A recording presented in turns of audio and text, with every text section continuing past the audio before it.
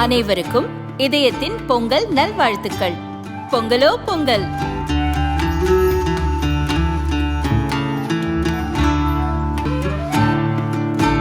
அனைவருக்கும் இதயம் மந்த்ராவின் பொங்கல் தின நல்வாழ்த்துக்கள். பொங்கலோ பொங்கல். டிசம்பர் 31 முதல் ஜனவரி 4 வரை ஸ்மார்ட் மொபைல் வாங்கும் அனைவருக்கும் இலவசம். எலக்ட்ரானிக்ஸ் பொருட்கள் ஏற்றுமதியில் இந்தியா சாதனை படைத்து வருவதாக மத்திய மின்னணு மற்றும் தகவல் தொழில்நுட்பத்துறை அமைச்சர் அஸ்வினி வைஷ்ணவ் தெரிவித்துள்ளார். 2025ஆம் ஆண்டில் மட்டும் இந்தியா 4,15,000 கோடி ரூபாய்க்கு எலக்ட்ரானிக்ஸ் பொருட்களை ஏற்றுமதி செய்துள்ளது.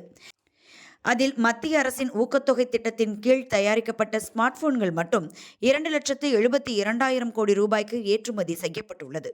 பாரதிய ஜனதா ஆட்சிக்கு வந்தது முதல் நாட்டின் எலக்ட்ரானிக்ஸ் ஏற்றுமதி 11 மடங்கு அதிகரித்துள்ளது. எலக்ட்ரானிக்ஸ் ஏற்றுமதியில் இந்தியா 3வது மிகப்பெரிய ஏற்றுமதியாளராக உருவெடுத்துள்ளது. இது 25 லட்சம் புதிய வேலை வாய்ப்புகளை வழங்குகிறது. அதில் பெண்களின் பங்கேற்பும் உள்ளது.